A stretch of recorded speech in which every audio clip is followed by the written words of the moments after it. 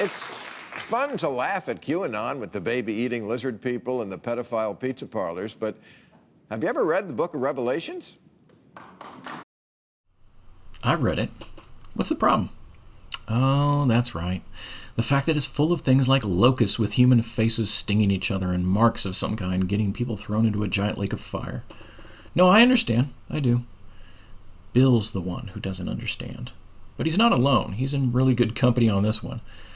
I'm going to start comparing how the Left Behind series views biblical end times prophecies with what I am certain is an interpretation much more in line with the way the ancient Hebrews would have seen the text. And that means we got to start tackling some of those basic misconceptions I talked about in the last video. And this is no mean feat. Like I said last time, the Left Behind series is based on an interpretation popularized by Charles Ryrie, an eminent scholar. My gosh, he has his own translation of the Bible. At Dallas Theological Seminary, where he taught, the man is a legend. But worldviews are funny things. Even the best scholars can take them for granted.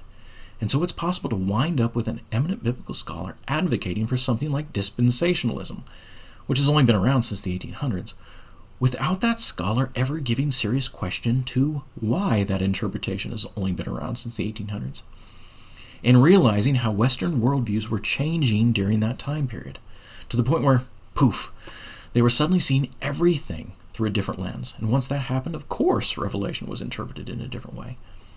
However, it could have been worse. At least Dr. Ryrie understood his own theory. The authors of Left Behind don't even understand that. Know how I know? Because of the way those biblical passages are presented. Like at the beginning, where we get the bombing from nowhere and the planes falling out of the skies. And when it's done, our intrepid reporter risks life and limb for a video selfie, and this happens. Sorry, I couldn't get the video to download. In the scene, an Old Testament prophet shows up and quotes straight from Daniel chapter 9. Yep, straight from Scripture without explanation. Well, what's wrong with that, you might ask? Here's the problem. Remember the last time when I talked about the four worldviews and how in the pagan worldview, the emphasis is on using the physical world to manipulate the spiritual world. So, move the right way, place the candles in the right spot, make the right animal sacrifices, and say the right words. You don't have to understand them. Heck, they could be beyond understanding. Doesn't matter. In the pagan mind, the auditory sound is where the power lies.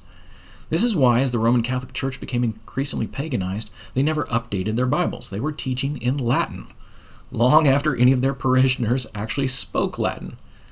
Didn't matter to them that no one knew the meaning of those words. The power, they thought, was in the sounds they produced. And medieval folks treated them like spellbooks, even tried to steal them, even though they couldn't read them, just to get the magical power close to them. Which is why those Bibles were often chained down to the lecterns. But the Hebrew writers of the biblical books weren't pagans. They believed in an all-powerful God who couldn't be manipulated by the sounds we were making here on earth. No, they believed that this God wanted us to alter our decision-making.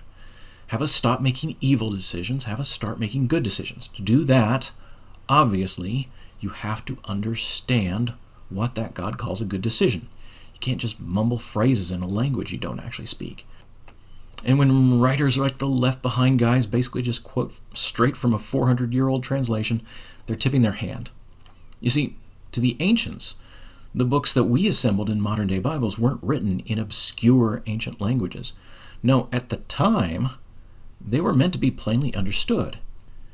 And they used all sorts of devices, simple stories, poems, song lyrics, all meant to convey meaning in a way that even simple, unlearned people could figure out.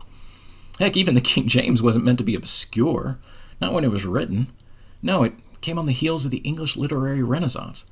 Shakespeare and the guys had just elevated literature, and England at the time had never been the center of any artistic movement, so that was something they were obviously proud of. And King James I of England wanted his name attached to that movement. So the translation of the Bible he commissioned was written in a highly poetic way. Thus, it wasn't the way that the average person spoke, not even back then. No, it was flowery, but it wasn't obscure. It was just more poetic than the words that the ancient Hebrews were writing down. So, why are the Left Behind guys obscure like that? And they do this throughout. prophets showing up just to quote scripture, even though if you didn't understand it by reading it, what good is someone quoting it to you going to do? Only one possibility. For the same reason this guy used it, just because it's some wicked stuff to say. I promise they didn't understand it. There's no way they understood it, because if they did, they would have known what that passage meant, and they would have realized that that passage undercuts everything they do in their series. Look at it. Here's the context, because I want you to understand it. Just like Daniel was supposed to understand it. Notice at the end of verse 22, again at the end of verse 23, twice the angel Gabriel tells Daniel, you are meant to understand this. So, meant to understand what? Daniel had just been praying for Israel, which had been destroyed at the hands of the Assyrians and the Babylonians. Nearly all of the Israelites had been carried off into exile and were living in what was, at that time, Persia. And Daniel was lamenting what became of his homeland. He wanted God to fix it, to make it all better. There's just one problem. He didn't understand what he was asking. So Gabriel told him this, and don't worry about the weeks. Their standard translation is a period of 7 years. There's actually a much simpler way to interpret that, but I'm not 100% sure I'm right, so we'll tackle that another time. Right now, just know that it refers to some period of time. Okay. Gabriel starts by telling Daniel that the nation of Israel is still atoning, so still paying off the debt of its crimes against God. If you're not familiar, they turn to paganism again and again. Then Gabriel tells Daniel, that city you're so concerned about, Jerusalem, it's going to be rebuilt, and the Messiah that you're waiting for is on his way. And remember, this is what Daniel was praying for. Clearly, he thought that was the happy ending to the sad story of his people. And that's why Gabriel had to explain. Not so fast.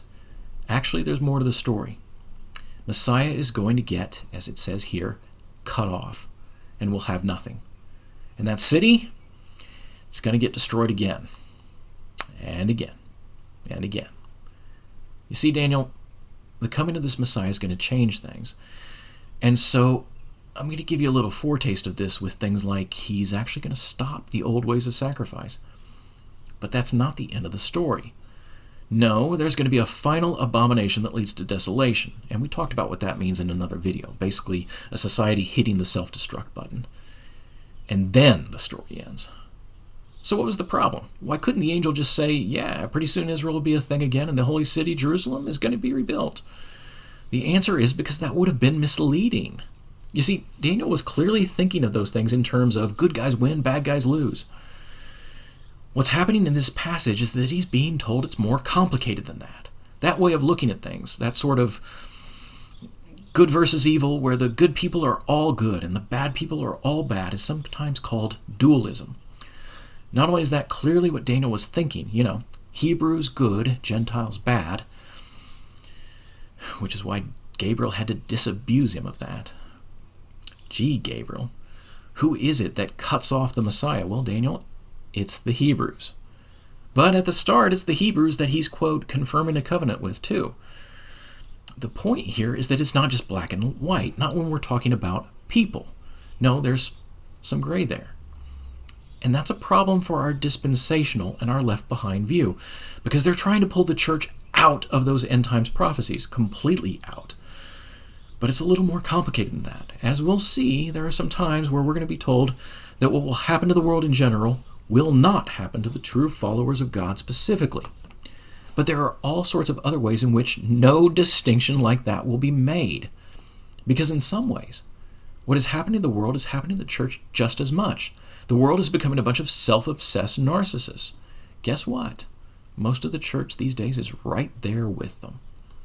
And while the modern narcissistic church of the West is comfy cozy, thinking that all that end-time stuff is still a long ways off, they are patently ignoring the fact that it's already happening all over the world. And so we see a basic contradiction. In Left Behind, the good guys just see the second coming as a good thing, nothing but good.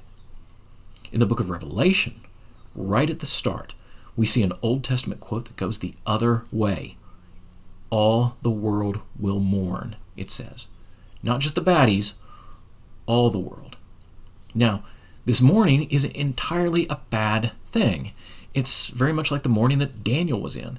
He had just oversimplified things. This will be true for everyone, even the truest of true believers. We're all going to have some assumptions get burst right in front of us, just like Daniel did. Next video, I'll show you how, and show you what it looks like when a scholar actually takes the humanist worldview and makes predictions about the future of a humanist world. The predictions he made 50 years ago are scary close to what we're seeing right now. This is David Reichert from The Bunker. Click like and subscribe and click the notification bell, and we'll try and keep the videos coming. Also, see the link below to order Book 1 of the Holocaust Engine series, our pandemic post-apocalyptic horror that won the Pinnacle Award for the best science fiction novel of 2020.